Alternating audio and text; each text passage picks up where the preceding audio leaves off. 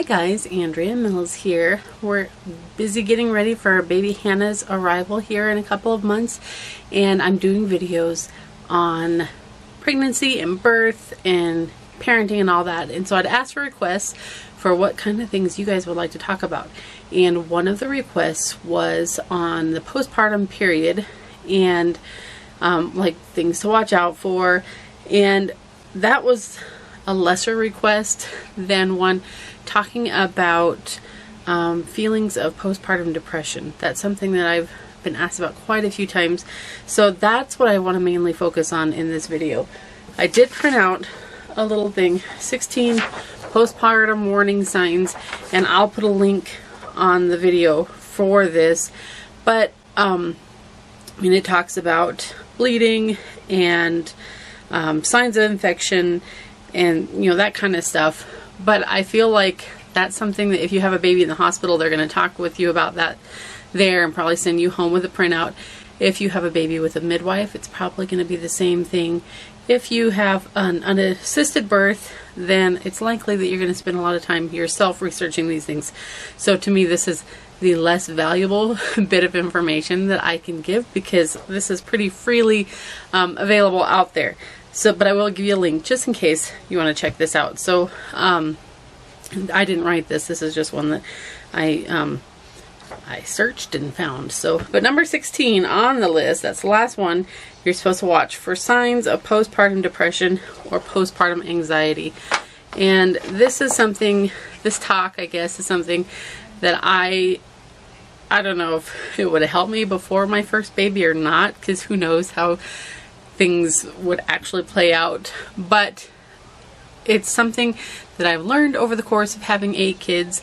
I know I won't be able to address every aspect of it, but I hope to at least have a conversation about it so that it might help some of you out there who are struggling, or probably will if you're having a first baby soon, or even if you've had lots of babies, or even if your baby years were a long time ago and long done. I still think a lot of this stuff might be valuable with dealing with some unresolved feelings. When I had my first baby 16 years ago, I was very unprepared for the emotional side of what would happen after he was born. And I remember the day he was 4 days old, just sitting on my bed right here in this room, bawling my eyes out because everything was just so overwhelming. And I felt like he was, 4 days had already passed. I've been looking forward to this day for 9 months of him being born. And that day came and went, and now they're quickly, continuing on. And I was like, oh my gosh, it's so fast. And that's when my milk came in, of course, like probably about the 3rd day. And I have noticed that's a big trigger for me. It's just the hormonal changes that happen when the milk comes in. I just kind of get off kilter. And I remember having a lot of thoughts, like images in my mind that would pop in there of something happening to him, and like a physical trauma. Not that I was doing something to him, but I just kept imagining. It's like this thought would just pop in my head of him getting hurt, and it was awful. And it was like, where is this thought coming from? And I had a horrible time breastfeeding. I sat on the couch. I can still vividly picture this, sitting on the couch, and I'm trying to get him latched on, and I can't get him latched on, and I've been trying for like an hour, and he's crying, I'm crying, my nipples are like raw, and Tom was just kind of oblivious, and I was looking at the back of his head from across the room while he was doing his thing, and I just felt so utterly alone and in despair, because I did not know what to do. And the next day, I think it was, Tom had to go back to work. That was part of the trigger. He was supposed to be home longer, and he ended up having to go back to work the next day, and I knew that was going to happen that day. The 4th day, I realized, this is happening, and I'm not ready for this. And my mom came over, and I had actually, my cousin this is going to be all jumbly. My cousin at the time lived across the street from us, and she had breastfed 3 of her babies. So I called her for help because this was not working. And so I went over to her house. In the meantime, my mom called me she was going to come over, and so she called and I didn't answer the phone. So she just came over and she walked through the house, and of course my car was here, but she couldn't find me. She couldn't find Thomas. And she said she got a little panicky, thinking she knew I was feeling really upset, and so she was worried that something maybe happened not good. And so she called over to my cousin's house, and I remember sitting there on the couch with my cousin, and she's trying to help me get Thomas latched on. And so we ignored the phone because, you know, things were in a position that having a phone conversation wasn't really what we wanted to do at the moment. So my mom ended up coming across the street then, coming to the house, discovering we were all fine, but she was a little worried there for a minute over what I might have done in my emotional state. So I share all this to say I know what it's like to feel crazy in a way, and like whatever, after you have a baby, it happens. The first baby that I really did not feel those feelings, and I felt so much more at peace, was my 5th baby. And as I am, I like to try to understand what was different and what happened over the course of those births that helped me do so much better, because I don't really feel that way now when I have a baby like I did with my first babies. I did have a lot of I don't know, sadness after Claudia, my last baby. So I always bring this up, but if you've watched her birth video, you'll know the story with that, and we're going to talk a little bit more about it here. But even then, I was able to deal with her birth in a lot more effective way than I was my first ones, because I understand things a little bit better. I'm going to talk first about some of the physical things that you can do to help with those feelings, aside from, you know, maybe having pain from having an episiotomy, or if you've had a cesarean, of course, even more. So aside from dealing with those kind of medical type issues, the lack of sleep, I think, is one of the biggest hurdles to getting stable when you've had a baby. And keep in mind that even if nothing of a medical nature happened, there was no cutting or anything like that, you still have a giant wound inside that has to heal from where the placenta was attached. And that's, you know, where the blood loss is coming from. And even though you can't see it, it's still there, and it's still a huge drain on your physical resources, just healing up from all of that. And, you know, nursing the baby and dealing with all the stress, it takes an extraordinary amount of physical resources that you have to, like, be conscious of. And so for the sleep issue, with my first 3 babies, I put them to sleep in their crib in another room, because that's what the book said I should do. I should start training them from the beginning to be independent. And I can tell you I was exhausted, because I was constantly getting up and going into the other room and checking on them, or they're crying, and I just felt like I got no sleep whatsoever. Then with my 4th baby, that was the first one that I kept in my bed for the first 6 weeks, and that's now how I always do it. I keep the baby in bed for the first 6 weeks, you know, at nighttime. In the daytime, I have them sleeping in a Moses basket in my bedroom. And then somewhere around 5 or 6 months, we transition to the crib. But before that, they do start sleeping in the Moses basket at nighttime too. I know everyone says that you're supposed to sleep when the baby sleeps, but it's literally true. Like, you have to get into your head that life is not going to be like it was before. And before, you go to bed at night and you sleep all night and you get up in the morning, and sleeping happens at night. But once you have a new baby, you have to start living more like an animal lives. So, like, think of a mama cat. She doesn't get her 8 hours in one stretch at night. She gets them in over the course of the night and the day.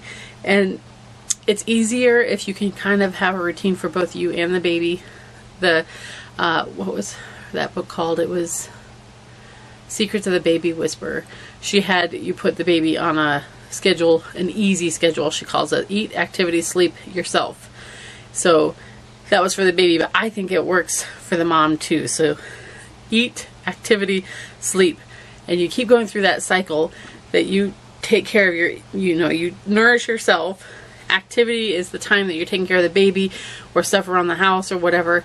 And then you take a nap and sleep as long as you can. And then when the baby wakes up or you wake up, you eat again, do your activities, and take another nap. So you're going to be napping, hopefully, several times a day to make up for the fact that you won't be having a solid stretch of sleep at night. And it takes probably a week or so for you to adjust to that new sleep schedule, but it does happen, and you can wake up not feeling like you're a zombie anymore because you're getting a good chunk of sleep during the daytime. The hardest time for that is when you have several kids that are all young, because when it's your first baby, of course, there's nobody else that you need to take care of. And when the kids are a little older, they can help watch little ones while you lay down and take a nap. So if you have 3 or 4 little ones, it's helpful just to buy some baby gates and get everybody in the living room with you or wherever that it's safe, and you sleep on the couch while the kids are playing, and just like keep you all contained safely. So if something happens, you'll wake up, but it's not,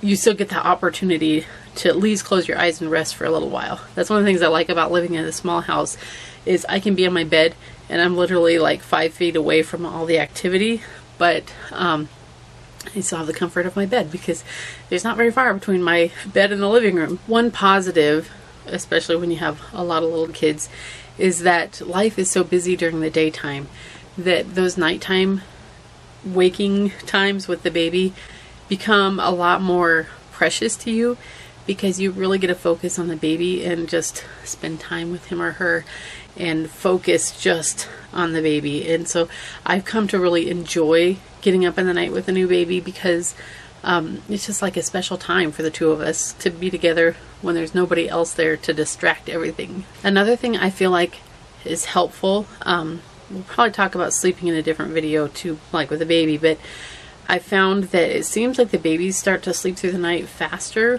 when they have been sleeping for longer stretches in my bed at night, because I think it helps them find that rhythm that the rest of the family has a little bit sooner. And so it seems like those nighttime wakings go away a lot faster when I started my babies in the bed with me rather than putting them off in their own bed.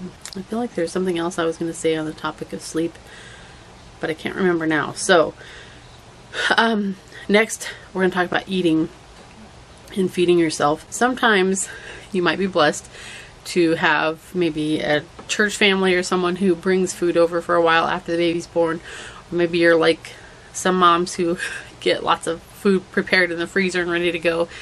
I've never had either of those experiences with my babies, so thankfully now my kids are old enough that they can really fend for themselves and help take care of the little ones. And obviously Tom can do some cooking too, but I don't worry that much about feeding the family when I have a new baby. Nobody's ever died from eating a lot of cold cereal or peanut butter sandwiches for a couple of weeks while mom gets her act together. So we just go on autopilot for a little while and everybody takes care of themselves and their little buddy, and I don't worry too much about it. But for myself, that's not gonna help me get healed up very quickly if I'm not eating really well. So I want to encourage you not to be afraid to rely on convenience foods like frozen dinners and things like that that have lots of good nutrition in them. And while the rest of the family is having cereal for dinner, don't feel at all bad about having something a little more substantial that's just a single serving size for mom or whatever, because like I said, you have that wound that has to heal, and you're also producing milk now for a new baby, and you're going to get to the point where the whole family is going to be eating well again. Right now, you got to make sure that you're focusing on yourself and do not feel the tiniest bit guilty about taking care of yourself and eating what you need to eat. After Sophia was born, one of my cousins brought over 2 shepherd's pies for us, and I know she intended them to be for the whole family, but I was sick with the flu when she was born. I was not feeling well at all, and I just kept those 2 shepherd's pies for myself, and that's literally like what I ate for the first week after Sophia was born, for 3 meals a day, because I didn't have the capacity to get up and cook anything, but I needed substantial food. And I said, you know, basically the kids were fine whipping up some spaghetti or macaroni and cheese for themselves, and I ate the good food myself. And of course, within a week or so, things were turning around, and I was able to start contributing more and taking care of everybody else's needs. But I didn't feel bad at all that I didn't share any of the shepherd's pie with them. Another issue for me with eating and taking care of myself that way was with my first baby. I just continued to eat like I was pregnant after he was born, because I knew I really needed to take care of myself, and I ate plenty of food and I lost weight really fast. After that is when I started becoming more concerned about my weight, and I find myself not eating because I wanted to lose pregnancy weight. I have never been able to lose the weight easily since then.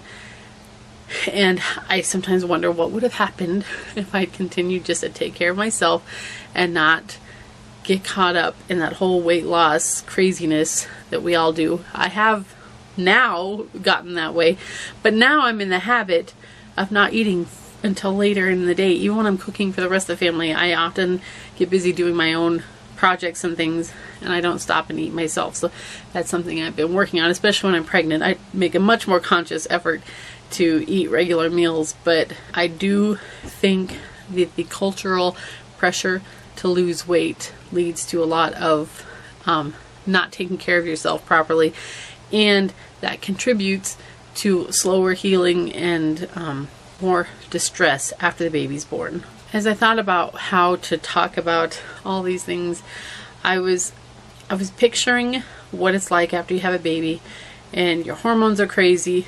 All this huge stuff just happened to you, and it's like you feel like you've been run over by a truck sometimes. And so I was thinking, what is a visual picture I could create? And I was thinking about a junk drawer in the kitchen. Like everybody has that drawer where all the stuff that you don't know what to do with gets thrown in there. And that's kind of like you and your emotions after you have a baby. Like there's just so much stuff in there that it's overwhelming. You don't know what's even going on in there, and it's hard to even like know where to start to sort it all out. So this is where I think the first thing that I have to say can be helpful is that it's important to acknowledge when you're feeling these emotions of loneliness or whatever it is, anger, after you have a baby. Acknowledge that you feel it. You don't have to pretend like this is all great and this is, it is great. That's the thing, it is great. On the one hand it's great, and on the other hand it's awful, all rolled into one. It's like your best and worst times all happen at the same time.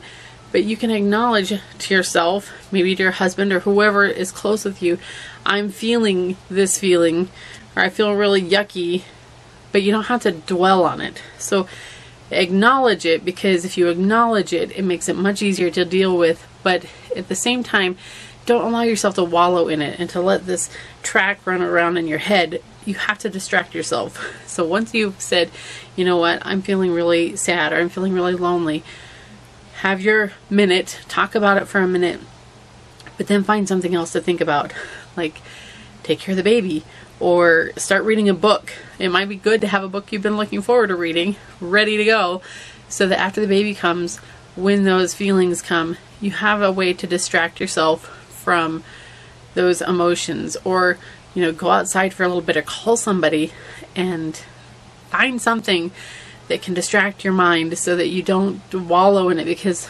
it's like a track. Whenever you're driving around here in Wyoming, you'll see pastures with little trails through them, and it's a cow trail. Like the herd of cows will walk a certain path over and over again until they literally wear a little trail into the terrain. That's how thoughts are.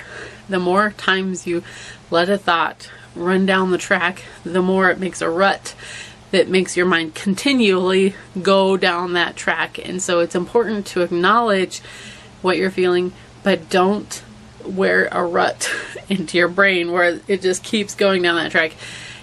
Distraction is so key to stopping that, of saying, yep, I'm feeling this way, but I'm not going to feel this way forever.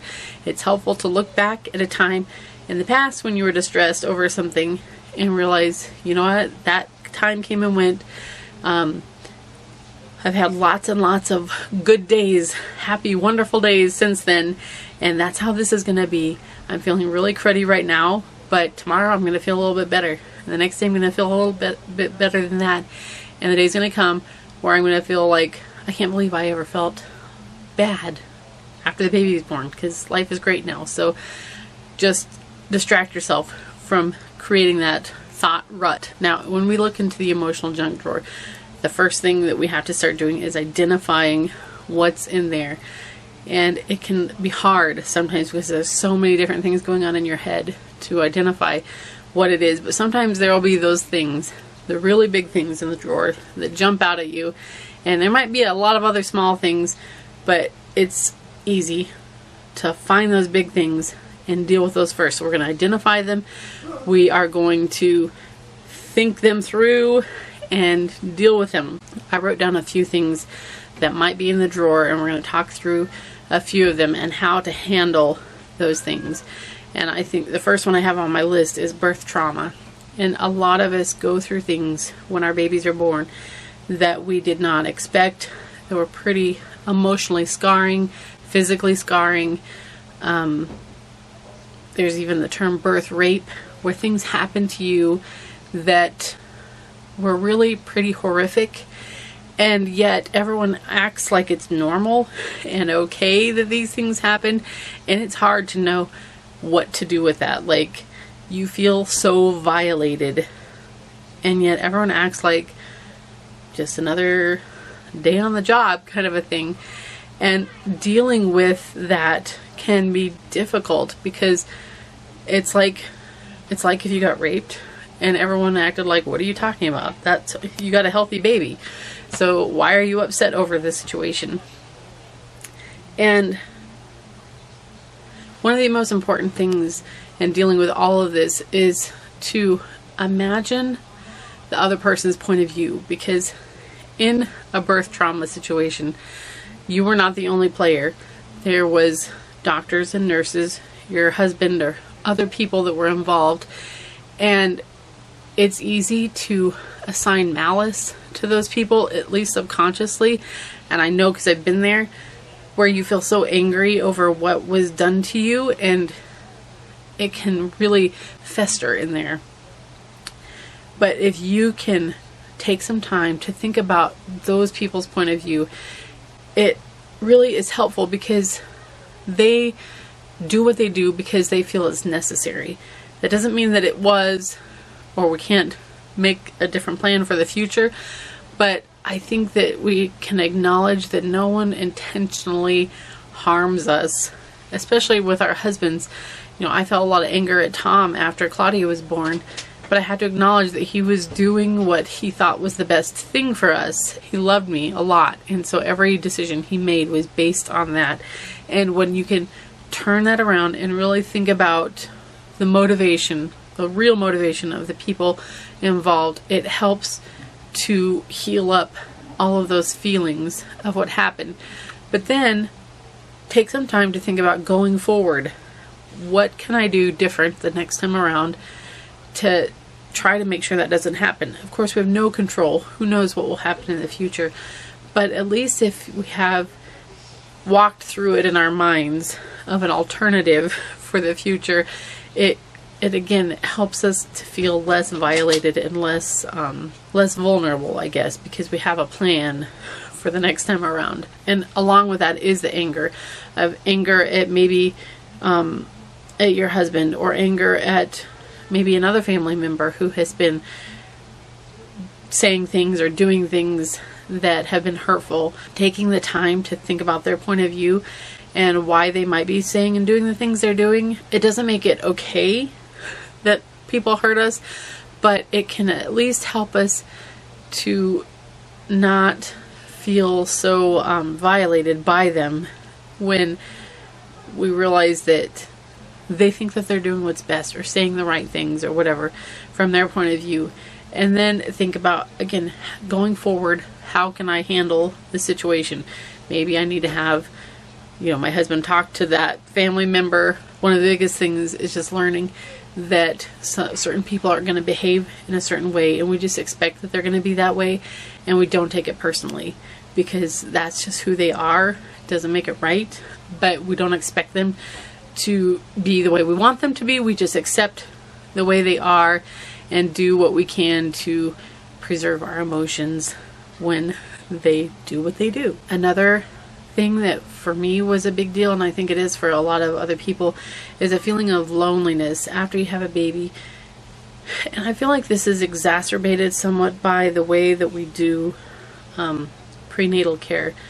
When you're pregnant, you're going in to see your doctor every month or whatever, and it escalates as the baby gets closer every 2 weeks and every week. And there's this emotional attachment that's taking place, that you're looking to this doctor as a source of wisdom and knowledge and care, and you do form an emotional connection or attachment whether you realize it or not. Then the big day comes and you go through this emotional experience where a lot of times the husband is on the sidelines and the connection is frequently between you and your doctor instead of you and your husband. I mean, there's obviously the thing with you and your husband, but there's this other element to it. And then you go home and all of a sudden you're not special anymore. Like, I remember having, I don't know that I consciously thought it till later, I thought through it, but feeling like a breakup had happened because the doctor wasn't that interested in me anymore. That sounds silly to say, but I don't mean interested in a romantic sense, but just that I got so much attention and personal fulfillment from this relationship that now I realize was just business the whole time. And I walk away and there's no like, hey, hope you're doing okay kind of a thing. It's just like this break, like, see you later, we're on to the next pregnant woman. And it's a real emotional loss that's happening. And not just with the doctor, but the other staff that you're frequently seeing as the birthday builds or, comes closer and closer. And then all of a sudden those people are just pretty much gone from your life. And maybe you might have an appointment or two down the road, but it's not the same. It's not the same. It's more of a, can we move you along now kind of a thing, and not, I don't know. I'm not even sure if I'm explaining this right. Having my fifth baby was my first baby that I had at home. And it was so different because while I did have a midwife with that birth, just the fact that I didn't leave home, it kept the whole frenzy of activity to a much lower level. And so it didn't feel like this emotional high and then a drop afterwards. It was just like, this is my home. My husband was the only real emotional support that I was drawing from, and we never left home. So it wasn't this marked eventful day and then the letdown afterwards. It was just easier. And then even further along with the midwife, I started actually feeling antagonism with her with my next birth, so that it was very much not like I was getting emotional support with that one. And then, after that was Sophia, our first unassisted birth, and Tom was my only emotional support.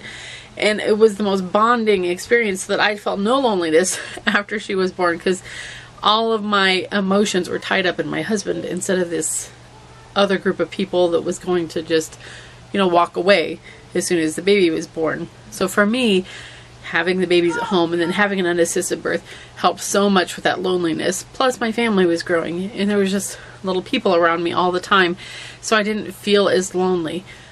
But if this is a first baby, And especially when it's time for your husband to go back to work, it can be a very horrible feeling of, I am all alone and I have this baby and I don't know what I'm doing, and I'm just alone. It is so important, if you can, to find somebody to be with you. Like, don't be shy to call up a friend or a relative or your mom or whoever and just say, you know what, I don't need you to do anything, unless you do need him to do something, but would you just come be with me? I think we got to get over the pride of feeling like we can't reach out to people, or they're going to think we're foolish or dumb for saying, I need you. Just get over it and call somebody up and say, I need you. Just come sit with me.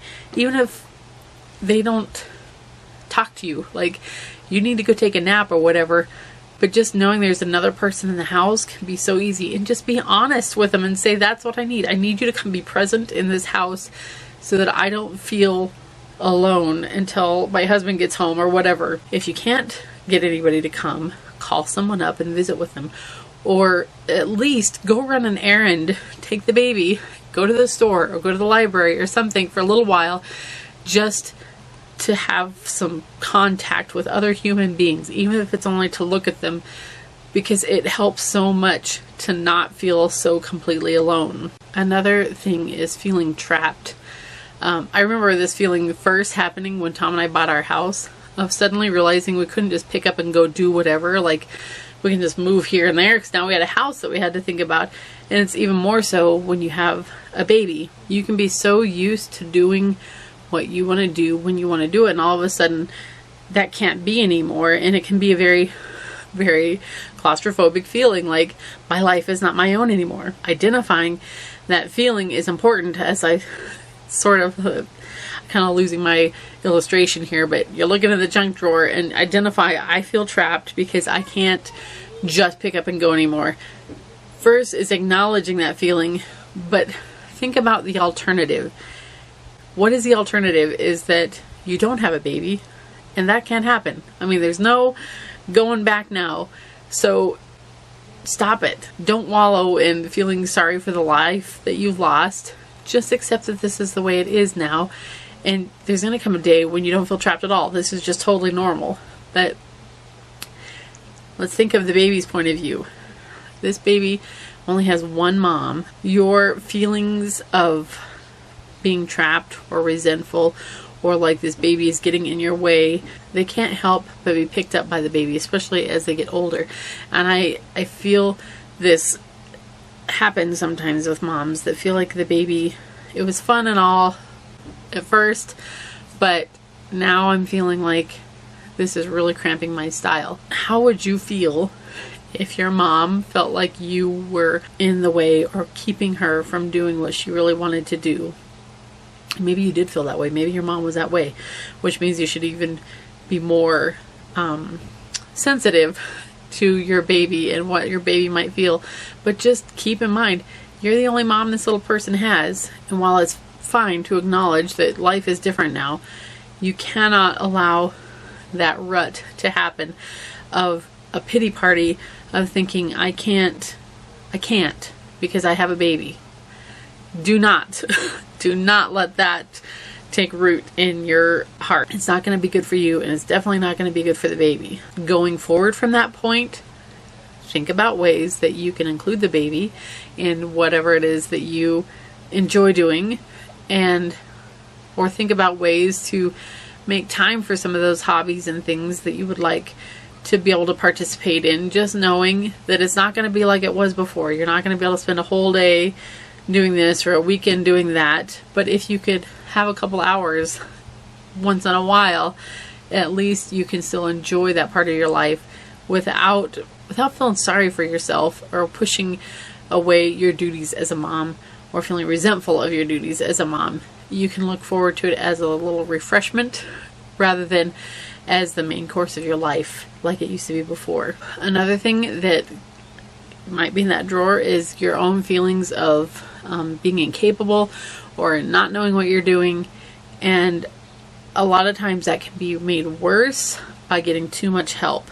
So like when you're in the hospital and they're kind of doing everything, you you delay your instincts of taking care of your baby. And then even when it comes to coming home, if you have someone close to you who's kind of overbearing and telling you how to do things, again, they probably mean well, but it can make it a lot more difficult for you to find your confidence in taking care of your own baby. So just know that every skill takes time to learn. Riding a bike takes time, or learning to ride a bike, learning to cook, and learning to mother and to care for a baby is going to take time. And you're going to feel like you're all thumbs at first. You're going to feel awkward and fumbly, getting a baby lodged on a nurse, changing diapers, giving baby baths. Just all of it is going to feel awkward and uncomfortable at first. But the day's going to come when you feel like a pro. I would say that it's best to get the advice ahead of time if you can, before the baby's here. And when the baby comes, give yourself a week or two of just doing your own way, whether or not somebody else likes it, and then seeking out advice if there's something that you're struggling with. I'm talking, just general baby care things. Like I said, with breastfeeding, you don't have time to wait 2 weeks to get help if your nipples are cracked and you can't get the baby to latch on. So seek out some advice earlier if you get in that situation. But you need to let yourself fumble and figure it out. Don't feel like if you make mistakes or do some things wrong that it's going to be like this lifelong trauma that you can't recover from. You're going to learn and you're going to be awesome at it. Just be gentle with yourself and let yourself figure it out. And that kind of leads into the next one I have written down here about worrying about the baby. Worrying about, like I said, I kept having those thoughts about Thomas getting hurt, or that you're going to somehow do something wrong that just totally ruins them. And just take it one day at a time. First off, tell yourself truthful things. Like, women have been having first babies for millennia, and they all figure it out. So you're going to figure it out too. And if you're worrying that something's wrong with the baby, that's one of the things. Like, you can wear yourself out thinking that, oh, is this normal? Is that normal? Looking at charts and things like that of wanting to make sure your baby's okay. Throw those things away. Forget about it. Don't compare your baby to other babies. Don't be constantly thinking there's something wrong, because there's not. There's nothing wrong with your baby. You're fine. The baby's fine. And don't listen to other people who start saying, oh, I don't know, that doesn't look right, or this doesn't look right.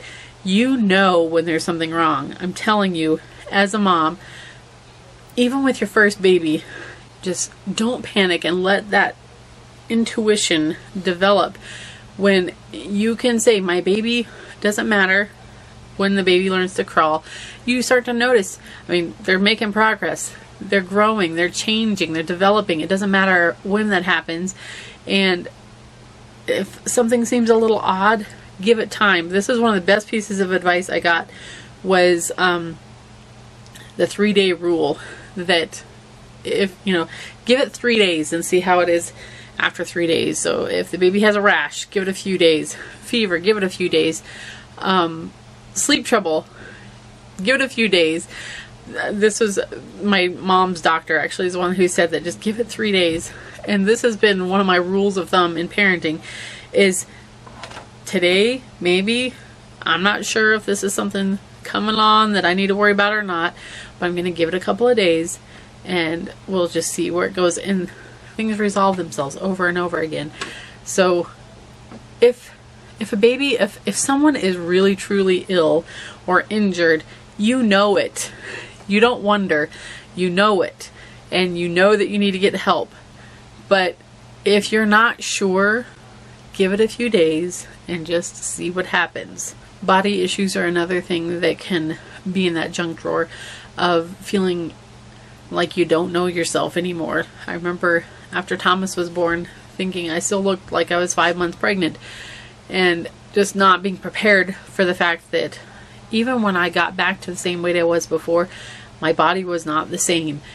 And there's a lot of pressure, as I said, culturally, that we're supposed to look like we are 20 and never given birth for our entire lives. Learning to accept the fact that you are maturing, you're being made more perfect because you've completed this life cycle. Your body wasn't meant to be immature for its entire life. This is the new way it's going to be. And take care of yourself. Don't get caught up in thinking that a certain image or a certain number tells you if you're doing well or not.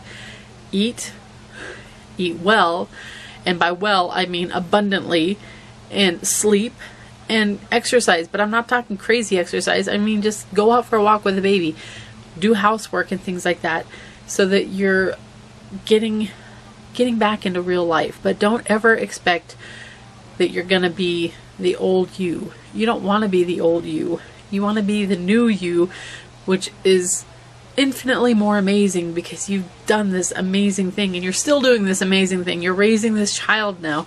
And I have a hard time believing that there's any child in the world who takes pride over the fact that his mom is hot. You know what he likes or she likes? It's that I have a mom who's fun and who takes care of me and who eats ice cream with me and plays with me. And I don't care what my mom looks like. I don't care. I don't think any of us care what our moms look like.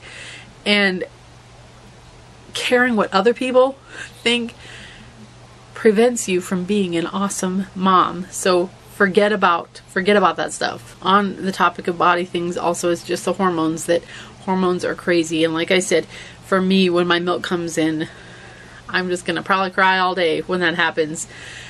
But I have learned to know that. And when I am having those feelings, I can say to myself, oh, this is just my hormones. And they're going to calm down. And that makes me not get worked up more than necessary because I know that I'm going to be fine. And I want you to think that too. In fact, you could write it down somewhere. Tomorrow's going to be a better day. It's just my hormones. I'm going to be fine. Nothing lasts forever. It's going to move on. And even if it takes some time, it's going to be okay. And I have the time to let things resolve themselves. I don't need to panic. I don't need to think this is it. This is the way life's going to be from here on out, because it's not. And when we can think that, it helps us to move through those stages a little bit faster. And that leads to the last point that I would like to make. My grandpa used to tease my mom because my mom was notorious for putting off things to the last minute. And he would tease her about the gas tank in her car. And he would say, you know, Bonnie, it takes as much money to fill the bottom quarter or the bottom half as it does the top half. Meaning, if it takes $20 to fill your gas tank halfway, you could do it when it's only down to the half and fill it all the way up and always be running on a full tank, rather than wait until it's empty and putting $20 in and only getting halfway there. And this is a concept I have applied to my life in so many ways, whether it's being a mom and taking care of my kids' needs, being a wife and taking care of my husband's needs, or my own needs, that it takes just as much time to top off the tank as it does to barely put any in there. And when you need emotional support, when you're feeling these feelings, just acknowledge it right away and get what you need to fill you back up before you get completely down to zero. Because if you need to spend 20 minutes snuggling on the couch with your husband because you're feeling emotional, ask him to do it when 20 minutes is going to get the job done. Because if you wait till you're completely empty and you take 20 minutes, you're barely going to get up and then you're going to be heading back down again. The same is true with being a mom with the little ones. When they need your attention, do it right away. Right away. Pull them up on your lap, give them a hug, rock them for a few minutes until they're ready to jump down and move along. If you can do that, then you never get to a point where they're totally out of control because they need your attention and you've let them get clear down to zero, and then you have to bring them clear back up again. You don't need to run the family on a quarter of a tank and always heading toward empty. Take care of stuff right away, emotionally and physically, so that you can keep it just topping off the tank constantly, and you're all going to be a lot happier. So if you know, like looking in that junk drawer, what am I feeling? I'm feeling hungry, or I might be feeling tired, hungry, lonely. All these are the main three things. And it's like, okay, well, let's prioritize. Which is the first one, the biggest issue for me right at this moment, and go deal with that one. Don't let it get worse. And then deal with the next one, and deal with the next one, and keep topping off your tank constantly. This must be a sign that I should stop talking because I have a little one at the door who needs my attention. So I hope this was helpful. Yeah, just a minute, sweet girl. I'm going to talk to you guys again soon on more birth stuff. But thank you for coming over and hanging out with me today. Bye.